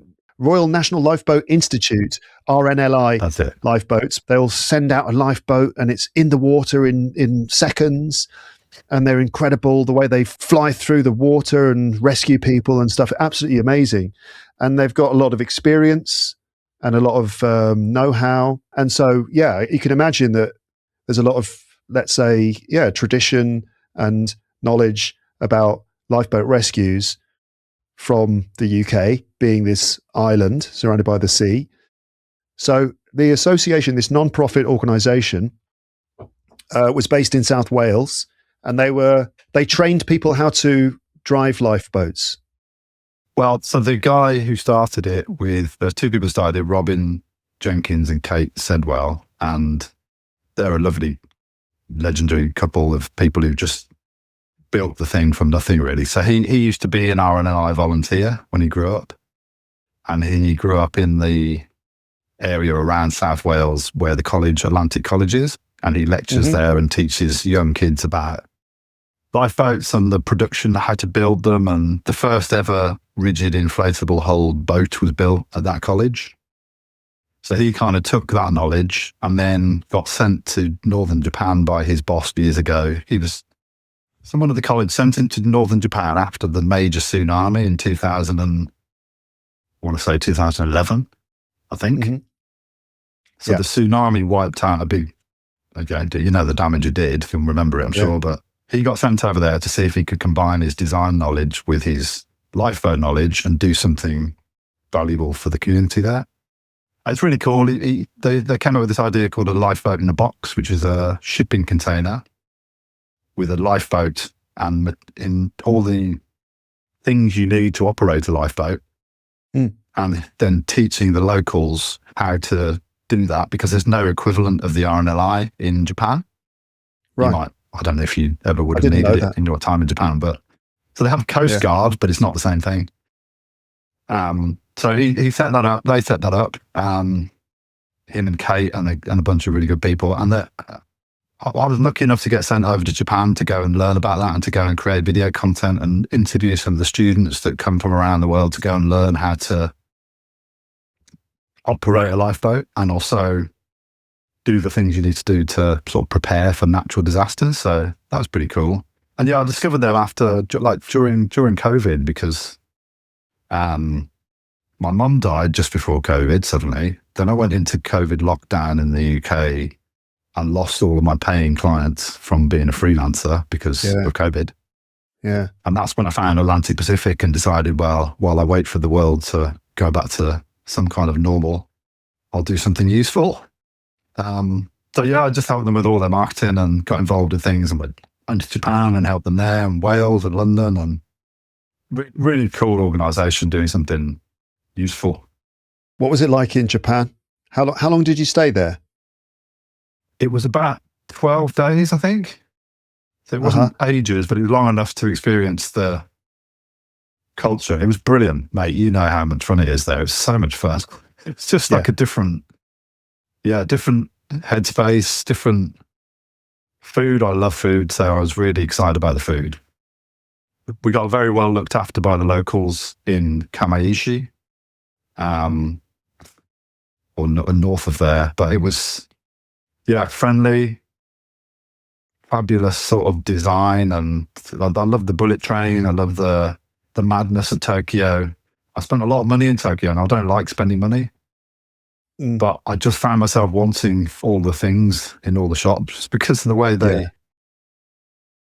seem to run things. It kind of creates this natural desire to have all the things. And I don't mean that in a greedy way. I just mean it's just lots of little well-designed, funky things that I don't really need that I ended up coming back with.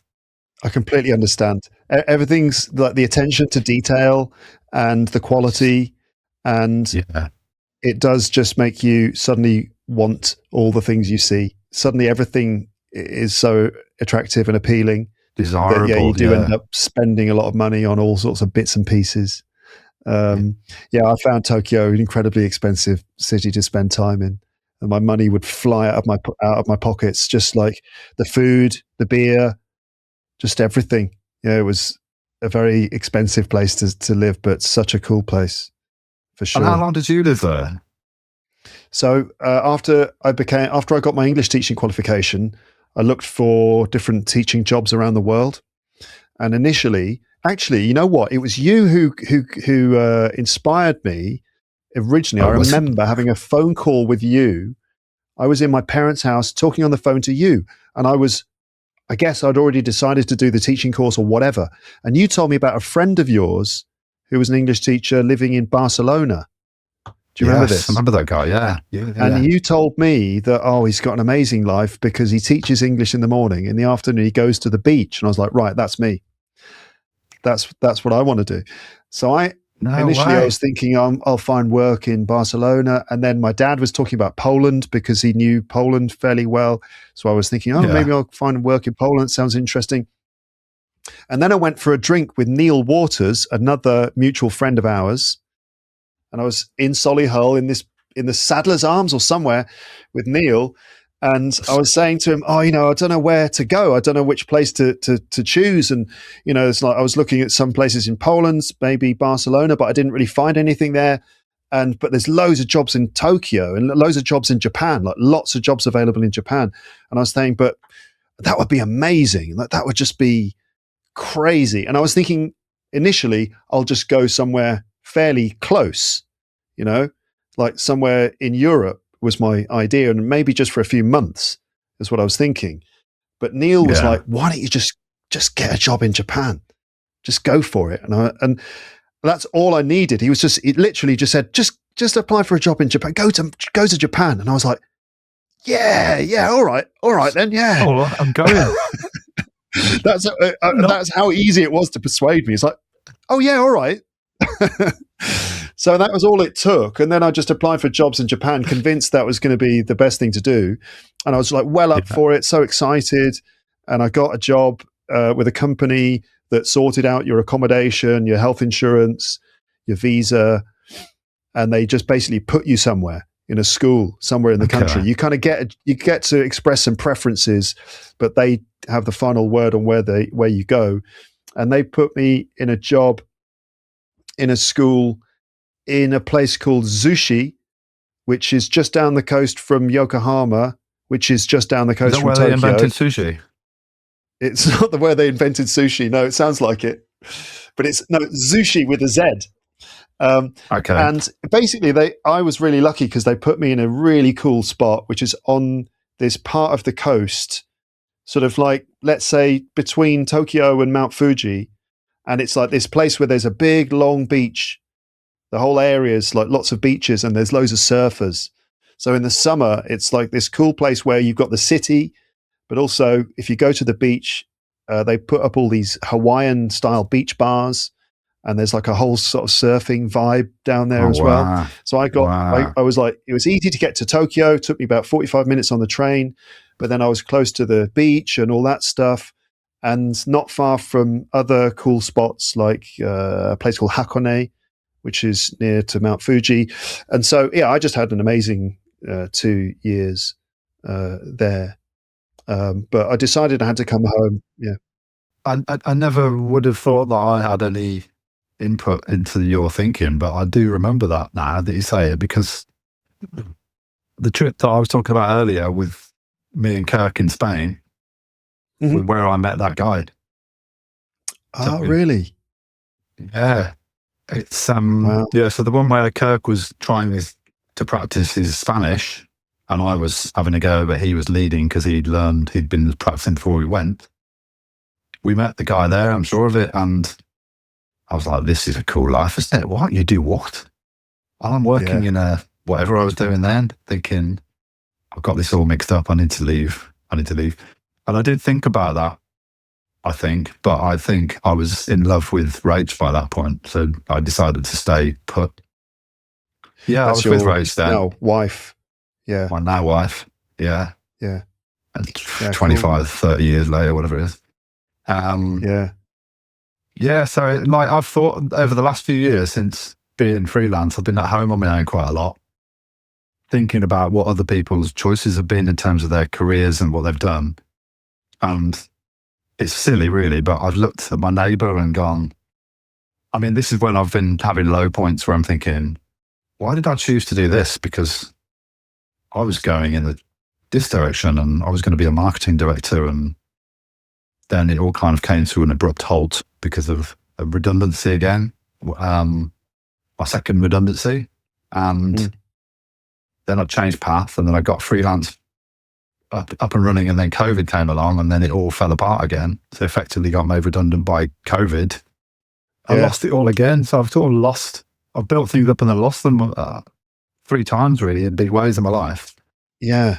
I'm not complaining. It's just the way it is. I've had to make do with that, the fallout of that. But because of that, I sat around at home thinking a lot and thinking, I could have been a doctor. My neighbour's a doctor. He's doing okay. And then they moved into a bigger house, and I thought, that could have been me. And then I look at other people and where they are on their journey and think, I've done this with your YouTube. I'm looking at you going, if only I'd started my YouTube back then, maybe I'd have loads of followers as well. And you just have these thought processes where you think, what if I'd made different choices? And it's silly, really, because everybody could do that about everything all the time. And it's a sort of dead end process. So I try not to do it, but I also try and flip it on its head and go, how can I get inspired by what you're doing with your channel and what other people's choices are, and go, okay, what can I learn from that? So it's been cool having your feedback on my YouTube and just telling me to slow down. So when I listen to your channel, I think I like this because I can hear clearly what he's saying. And I'm actually, since watching you, reminding myself when I'm doing my own filming to slow down. Yes. And I'm not getting it right. If you'll see my next episode and go, Jez, that's far too fast again. It's just very... But the point is, I'm trying to take inspiration from people. Some of that comes from my dad, right? Because my dad was a BBC man for like 30 years or more. And he worked on BBC Midlands Today. That rings a bell, yeah. Okay. Midlands Today, which was like the regional news program from the BBC, which we got in the Midlands. You know, he worked on a lot of production for news programs.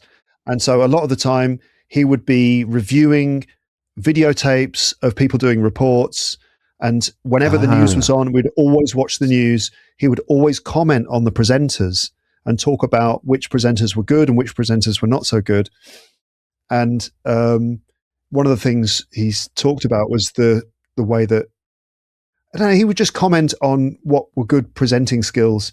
And one of the things I noticed was that he liked people who took their time a bit more. Yeah. And he just instilled that idea of what's required in broadcasting, that broadcasting is different. It's a slightly different communication skill than talking to someone face to face.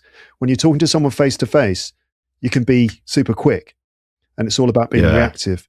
But when you're on your own talking to an audience through a camera, you kind of make everything's expressed in much bolder, bigger strokes, sort of thing. So maybe I got some of that from him, but also it's just from English teaching as well. For 25 years, you just learn how to talk to a room full of people, and that sort of has transferred into doing my podcast. But I mean, you're very articulate. You're very good at communicating. So you're brilliant. I think all you need to do is just keep doing it, and Thanks, mate. You'll just naturally find the rhythm. I've been hearing that in my head because I've just shown Rach my latest effort, and she said, "Oh, you got to shorten it and speed it up a bit." I'm like, "Yeah, but Luke told me I need to slow down and let it breathe." So she went, "All right, listen to Luke." I don't know. There's a bit of both. Don't know, Jez. There's a bit of both. I want to make it snappy, so it's quick fire, almost like a magazine, like flicking through. Oh, look, there's something else, and it's a different thing to what you do completely. I'm going out and talking to people outdoors in kind of places and going, let's just have a laugh and talk about food and talk about what you do later. And it's a live conversation about their experience to a certain extent, and also giving them a chance to talk about their thing if they're talking about their charity. Or I'm trying to talk to like people who do good stuff, not just big brands selling rucksacks, but like a walking therapist that I met, for example. I want to showcase those kind of people. And so I just want to have a laugh with it, and I want to make it fun to watch, to go, okay, I want to keep watching this because it's fun. People come to you for something else, they're learning something and they get entertained as part of it. But I guess the first purpose is learning English, isn't it? For my channel, it's more like I want to encourage people to get out and see the world and talk to people, because I know how good that is for my head. I like talking to people, and I've lost that. Man, after COVID, I remember at the end of COVID, as they were releasing lockdown, I'd been grieving the loss of my mum and spending a lot of time at home on my own, because my wife's a teacher and the boys go to the same school as her, so they were out of the house all the time. I didn't have a dog. I was just on my own, rattling around the house all the time, going gradually more and more stressed. And I lost the ability to talk. And I remember going to my local park run and talking to somebody and going, oh, I've forgotten how much I enjoy this, just having a laugh and taking a piss and talking to somebody new that I've not met before. Oh my God, it felt like a big cloud was lifting to a certain extent. I've been trying to make sure that I remember that feeling, because I've drifted back into staying at home at my desk. I mean, it'd be lovely if anybody's interested in what I do to come and check me out. It's a channel. The idea behind it was what I was talking about before. I was feeling lonely at home. I'd been working. The clients that I'd built up before COVID came along and wrecked everything were good clients, but they were disparate sort of councils, government organisations, travel companies, private businesses, just a random mix of things that came along and went, Jez, we need your help, or just looking, referrals. When I lost them, I thought, you know what I really need to do is find a niche, because I think I need to go and focus on something. And actually, that's when I went back over my life and decided things I'm really passionate about are food, because I chefed for a while years ago, but I've always been into food. My mum got me into it massively. Food, marketing, but doing marketing good things. And the outdoors, like me and Rach have always camped. We got married in a farmer's field and had a camping wedding. We've upgraded from tents to camper vans to motorhome. We've got a working dog. We've got teenage twins. We love being outside. I love mountain biking and trail running and surfing and skateboarding. And hang on a minute, why don't I combine all these things and go after brands like that and individuals that do good stuff that are in that world? So I then went, right, I'm all about the outdoors. I always have been. I just haven't said it. So now that's my personal brand. And as part of that, I knew I needed to get out more to help my state of mind to make myself feel better, because I was feeling lonely and isolated being working at home. And I've lost that thing I used to have of working in a team, in a company. And so I thought, how am I going to reclaim that then and do something that maybe nobody can make me redundant from? Nobody's going to make me redundant from my own YouTube channel apart from me. So I thought, right, I'm going on YouTube, and I'm going to go out to events and cool things that are outside. Like, I want to go to the World Bog Snorkeling Championship, and I want to go to mountain biking events, and I want to go to running shows and all this sort of stuff, because I know I want to be there anyway. And if I meet people that want to work with me, brilliant. But actually, I'm not going just for that. I'm going because I love going to these things anyway, and I'm going to have fun while I'm there. I'll probably come back with a new bit for my bike or something for the camper van, or I'll take the kids with me, like I took them to the outdoor show and they loved it. And Rach comes along with me, and I want to take the dog to these things. So it's like, well, this is great content because people can just follow me along this experience of me doing fun stuff outside. Hopefully it'll encourage more people to get out. So I've called it Get Out.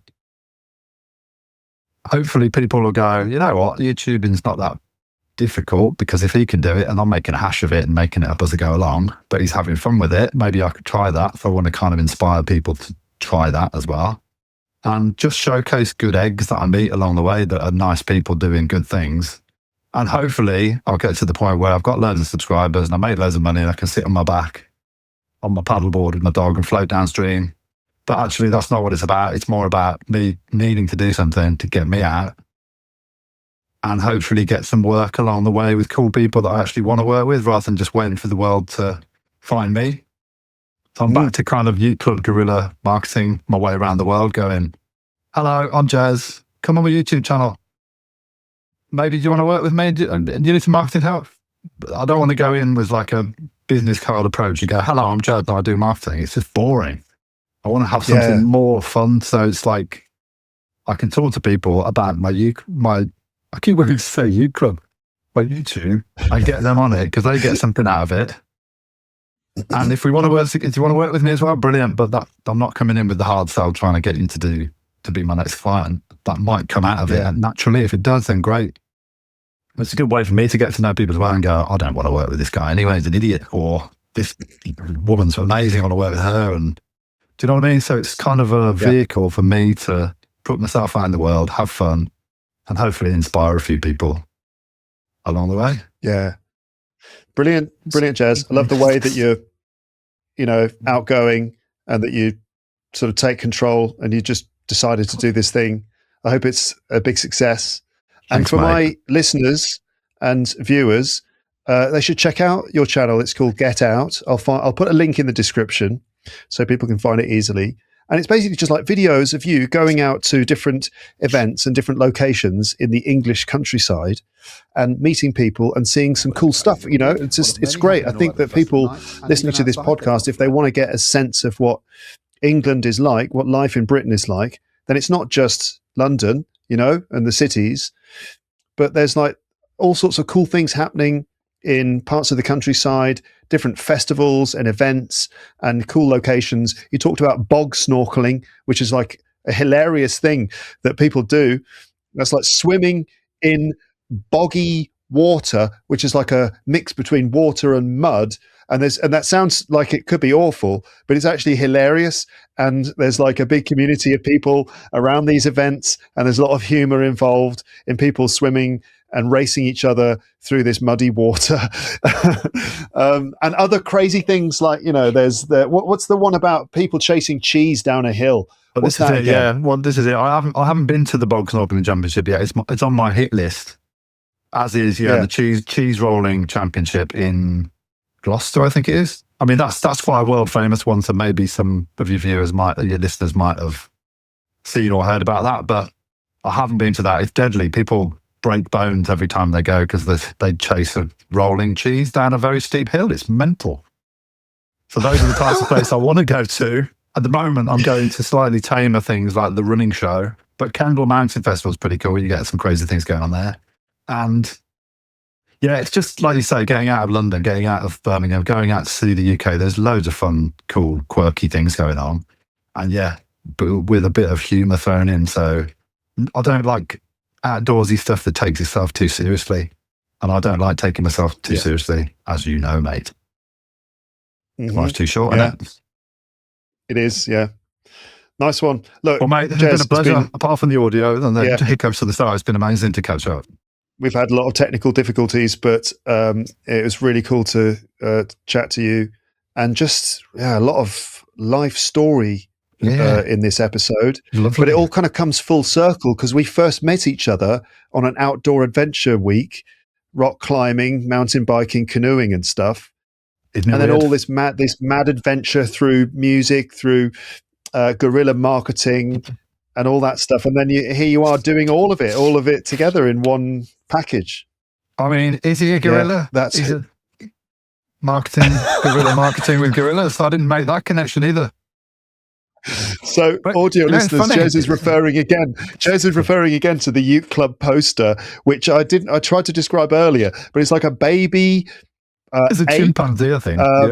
It's a little baby chimpanzee who appears to be lying on a hospital bed or something with a He's got a cold, I stethoscope think. over his. Someone's like a doctor's putting a stethoscope on his chest, and he's making a funny face, like, "Ooh, that's cold." And yeah, I remember that we took photos of all the members of the band trying to do that face of the monkey going. Ooh. Yes, I haven't got that here. There's photos somewhere with all of us going, "Ooh," like that.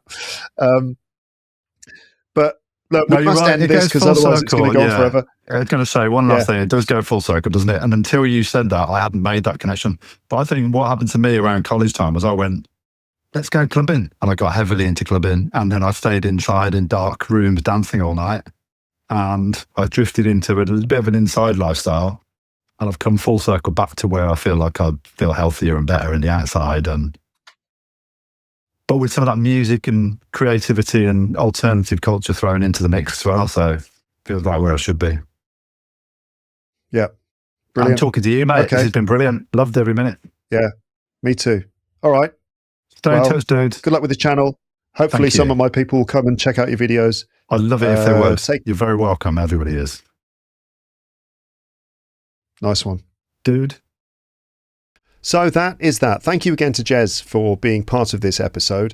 I really enjoyed catching up with him, and I hope for you that feeling came across. I hope the kind of nice vibe, nice friendly vibe came through in this episode. Let me know how this has been for you. How was it following this conversation? Did you find it difficult because of the speaking speed? Did you find it difficult because of the audio quality, which I did enhance Jez's side of the conversation. He recorded his side of the conversation with his Apple AirPods. That was the microphone he was using. I tried to enhance the quality to make it as clear as possible. But, whenever these podcasts are recorded remotely like this, there's always that element, that technical element, which can sometimes be a barrier. I think it was really clear, but I also understand that in enhancing the audio, it might have made the sound a little bit more muddy, but maybe I'm just nitpicking. I really, really enjoyed it. Did I say this already? I really enjoyed talking to Jez. I think that he's a great guest on the podcast because he's a great speaker, a good presenter, right? He's kind of got the gift of the gab and a very outgoing, friendly, personable type of guy. And that makes for a really good episode. But you can let me know how it was for you in the comment section as usual. Now, in the ending part of this episode, I'd like to just spend some time perhaps giving an episode report and explaining a few things here just to kind of wrap this up nicely. So what shall I say at the end then? What shall I say? Well, first of all, you'll find some links. Okay, you'll find links for Jez's channel on YouTube. I'll put links in the description so you can go over and check out his videos of him visiting different places, locations, events and things in the outdoors. Lovely footage of the English countryside, and you can join Jez as he meets interesting people and sees interesting things. It's a very nice channel. It's just started, so do Jez a favour and watch the videos, like, subscribe, leave a comment just saying that you enjoyed watching. All of that really helps to boost the algorithm, and it can give Jez's new channel a good chance. Let me give you this report then of what we talked about. So just a kind of overview, a summary of the conversation. We started like this. Jez talked about how he I guess we talked about how we reconnected with each other, and Jez said that he probably found me on YouTube, actually, because he became interested in making his own YouTube content because his kids love YouTube. His kids watch a lot of YouTube, and he sort of ended up noticing some of the things they were watching. Like, for example, a channel like Mr. Beast, who is one of the most famous YouTubers in the world. Mr. Beast is famous for his like unbelievably ambitious and also extremely expensive videos where, for example, he fills some sort of environment full of balls, like plastic balls that you would find in a ball pit. So filling a house, for example, with balls and then trying to, find your way through it, and just sort of extraordinary things like that, and a lot of competitions that involve giving away a lot of money. So Mr. Beast was an example of a channel that Jez noticed, and he thought, oh, this could be interesting. And he may be spending on time on YouTube. He noticed some of my content and ended up sort of like catching up with what I've been doing. Jez talked about working from home in marketing and wanting to have a creative outlet that would get him out of the house and reconnect with people. And these are all reasons why he decided to set up his YouTube channel. And his kids help him by giving him feedback and helping him with ideas for editing and stuff like that. I talked about the early videos I first made on YouTube for this channel, the interviews in London. You can still find them on my channel. There's a playlist. I think they're called London Native Speaker Interviews. And I still use those videos in my English lessons from time to time, where I went out and about and spoke to people and said, how long have you been in London? They all said they'd been in London for 2 weeks for some reason. I don't know why everyone I met had been there for 2 weeks. Some people I met had been there their whole lives. But anyway, it was interesting to talk to some local Londoners, and you can hear those accents. And Jez talked about how he enjoys my content, not for the educational reasons, not because he thinks he can already speak English, but he said that it's because of the relaxing and therapeutic effect that it has on him. And he mentioned my calm, soporific voice. Soporific was the word he used, and it just means something that makes you sort of sleepy, calm, relaxed and sleepy. That's soporific. Which led us to a conversation about the importance of relaxation and no stress when learning a language, because stress and embarrassment can make you pull up emotional and mental barriers that prevent learning, which caused Jez to share his story about travelling to Spain with a mutual friend who became nervous because when speaking Spanish to locals, they laughed at his mistakes, and that led to him feeling nervous, and it blocked his learning of Spanish. And so that was all part of the conversation about confidence in language learning. Yes, learning a language and starting a YouTube channel, are they similar? Well, yes, in many ways they are. They both require some experimentation. They both involve having a bit of resilience. For example, if you make mistakes or make a fool of yourself, you need to be able to keep going. You need to be resilient, and a willingness to fail publicly. So maybe those things are quite similar. Then we started talking about our memories of sixth form college in the 1990s, talking about making friends, skateboarding, playing music, going clubbing, and the general creative culture that was around at the time. And there was a bit of nostalgic reflecting on the days before smartphones and social media. Listeners, are you part of the same generation as me? Jez and I are both sort of like late period Generation X, pre-millennial, late period Generation X. We both came into adulthood just as the internet was beginning to become a thing. I didn't start using the internet until I went to university when I was about 19 years old. That was my first experience of using the internet. So most of my in fact, all of my childhood was offline. So if you are part of that same group, get in the comments section and leave your own nostalgic comments. If you're not part of that group, if you are a millennial or, one of the later generations, what do you think? I mean, what do you think when you hear older people talking about, the good old days before the internet? What do you think of that? Does it sound good, or does that sound annoying?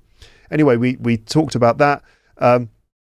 We talked about the time when Jez and I first really met each other and got to know each other on an outdoor adventure trip, which involved canoeing, climbing, mountain biking, and we sort of bonded with each other through humour and mad banter. Banter is just like informal communication culture between younger people normally in Britain, and banter often involves taking the piss or just talking a load of nonsense. Taking the piss means making fun of each other or just talking a lot of nonsense, being very stupid and humorous.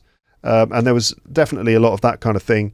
I talked about the UK education system a little bit. Jez talked about studying German, studying theatre studies, and studying American studies at university, including modules on politics and film and literature and conspiracy theories, which sounded pretty interesting. We both talked about university, how it kind of was an important part of our lives, and also reflected on the fact that these days going to university is extremely expensive. So we're kind of like, there was a little discussion about the relative merits of going to university versus the expensive costs of going to university these days. Then we started talking about the time when we were in this band together in Birmingham. The music was a mix of breakbeat. Breakbeat is basically kind of like a style of dance music that probably involves a lot of samples from funk music and hip hop. So breakbeats are ones that have they're kind of funk beats basically, where there are, in musical terms, in drumming terms, they're called ghost notes. So instead of dun dun dun, which is a sort of a standard rock beat, a breakbeat would have these little break ghost notes. All those little bits, those are elements of break beats. They're like hip hop beats or funk beats, sampled, looped, and played at a slightly higher speed. Very common in the sort of music culture of the late 90s. A lot of break beats in dance music.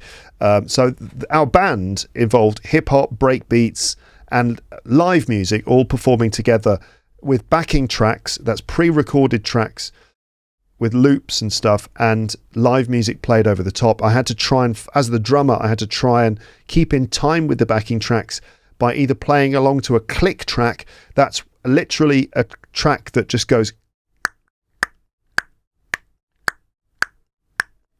like a series of clicks, and you have to play in time with that.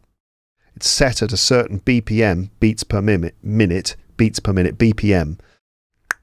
So trying to drum along to a click track or drumming along to the actual backing track itself, which proved to be quite complicated. But one of the main things we talked about regarding Uke Club was Jez's role as manager, organising gigs, booking gigs and trying to promote the band, and his approach towards guerrilla marketing, which was actually, on reflection, really interesting because it was so. His approach to marketing was obviously putting up posters for the band everywhere, but also getting the band's name and website known everywhere by sticking these very basic, simple stickers all over Solihull and Birmingham. And they were on bus stops and they were on this, that and the other. And famously, I stuck one on the Welcome to Solihull road sign. And it stayed there for absolutely years, and it made it into a Solihull tourist brochure. And I realised that Solihull is twinned, the metropolitan borough of Solihull. I mean, it's kind of like a town, really.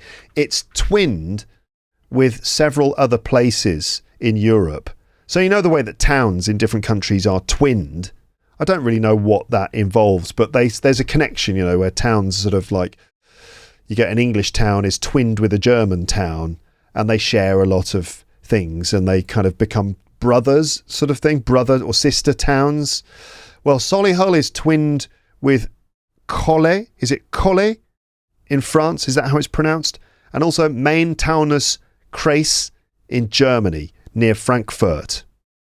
Now, if you are from either of those places, Cholet in France or Main Taunus Kreis near Frankfurt in Germany, get in the comments section, because we are, like, in a sense, sort of twins, right? Because we're both from twinned towns.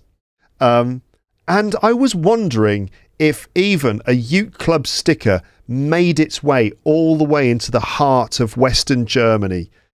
Did a Ute Club sticker find its way into some tourist brochure in Main-Taunus Kreis near Frankfurt in Germany? It's possible, don't you think, that that Welcome to Solihull sign with the Ute Club sticker might have found its way into a tourist brochure for Main-Taunus Kreis in Germany. So who knows, maybe YouTube got all the way into the middle of Germany, or maybe into France as well. I don't know. But that was an interesting episode, and it was really like Jez's early experience in marketing, which he then followed as his career, right? And I thought that I could just mention some of the terms, some of the words and phrases relating to marketing that came up. So we had guerrilla marketing. That's Guerrilla. Unconventional, low budget promotional methods where there are no rules at all. And the other use of the word guerrilla is in guerrilla fighting, right? Fighting in the streets, street fighting. You think of someone like Che Guevara, the revolutionary leader Che Guevara, who used guerrilla fighting tactics, so sort of unconventional fighting techniques that involve breaking the normal rules. So also guerrilla marketing. Brand awareness, that means making people know about your name or product, raising awareness of the brand so that people become aware of the brand. And certainly seeing your posters and stickers everywhere raises brand awareness. It makes me think of similar marketing methods from the early noughties. That's from sort of 2000, 2001. Ute Club stickers were all over Birmingham in the year 2000 and 2001. And I think this is similar to something like Obey. Do you remember that? You know that company, Obey? These days they make T-shirts and clothing and stuff. But in the noughties, Obey was stickers. You saw these stickers everywhere, like a weird face, and it said Obey in capital letters. And you saw these stickers in cities everywhere around the world. I lived in Japan, as you know, 2002, 2003, and I saw a lot of Obey stickers in Tokyo. Originally, it was a picture of Andre the Giant, the wrestler, and it said Obey Andre the Giant. Just a weird viral sort of sticker campaign, which later became a clothing brand. But Ute Club were doing that at around the same time. So in a way, we were right there with our finger on the pulse of the zeitgeist in marketing terms. So anyway, brand awareness, traction. This is about gaining momentum or gaining popularity, getting a grip on the kind of culture, right? Traction, that's something that causes movement. So if you gain traction, it means you sort of make connections which cause your brand to start moving and become well known. Organic growth, so that's when growth happens naturally without forcing it, without sort of synthetic or contrived ways of doing it. So organic growth is just something that grows totally naturally, maybe with audience participation, right? Engagement. We talk about engagement. This is about the way that an audience connects with your brand. That's interaction and participation with the brand and connecting with an audience. That's engagement. So a good level of engagement. So Obey, there was a lot of engagement there because people were sticking the stickers everywhere and they were doing it naturally. It became a trendy thing. People started to notice them. So it was a very engaging form of marketing. Promotional material. We talk about posters, flyers, stickers, adverts, and so on. Word of mouth is one of the most popular marketing methods, marketing mediums. That's just letting people know because of people finding out about something because people are talking about it by word of mouth, right? That's probably enough in terms of marketing vocab that probably came up. What else? I don't really need to say much more. We talked about Jez's career in marketing, working for different brands and things like that. And then, of course, his YouTube channel again at the end, where he was able to basically connect his love of the outdoors with his desire to work in a marketing context with brands that do outdoor things like clothing brands or lifestyle brands for the outdoors. And so in a way we came full circle, to coin a Shakespearean phrase. We came full circle because obviously it was during an outdoor adventure trip that Jez and I first got to know each other. And these days he's back in the great outdoors with his YouTube channel, which is called Get Out. And also a pop-up food stall as well called GOAT, Get Out and Taste, otherwise known as GOAT. So check out Jez's YouTube channel to keep up with him and his outdoor activities. Yes, indeed. That's it then for me and this episode. But please do get in the comments section. Oh, one thing, I found a photograph. Well, I didn't find a photograph. Jez found some photos from the Ute Club days in his loft. He was going through his loft, clearing out some old things, and he found some old photos. So I'm now going to share at least one photo of... This is a picture of us from... this has got to be around the year 2000. So this is about 26 years ago in a chip shop. Now, listeners... audio listeners, you can't see this, of course, but I will put this on the episode page on the website, and you can click the link in the description. It will take you there, and you'll see this black and white photo of some of the members of Ute Club in a fish and chip shop somewhere in Solihull around about the year 2000. There's Robbie, the bass player, on the left. There's Phil, who is not actually in the band, one of the hangers-on.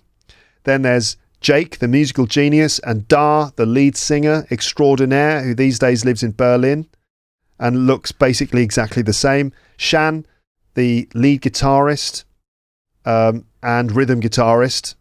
And then there's a picture of me from 26 years ago, desperately trying to decide what I'm going to order from the fish and chip shop. Yes, that Ute Club circa 2000. Yeah. Good days, good times. All right, but that's it from me. Have a look. Did you notice any accent changes during this episode? Did you notice the way my accent slightly shifted? Did you notice any differences between Jez's accent and my usual accent? Yeah, let me know in the comments section. But that was more or less a Birmingham accent that you were listening to there. Obviously, there are many different types of Birmingham accent. But that was a sort of Solihull accent that you were listening to there from Jez, even though he doesn't live in Solihull these days, but I think he's still kept the accent and still kind of with him. All right. Leave your comments in the comments section. Well done to you for listening all the way through until the end of the episode here. I really enjoyed this one. But that's it for now. Until next time, I'll now say thank you for listening and goodbye. Bye. Bye. Bye. Bye. Bye.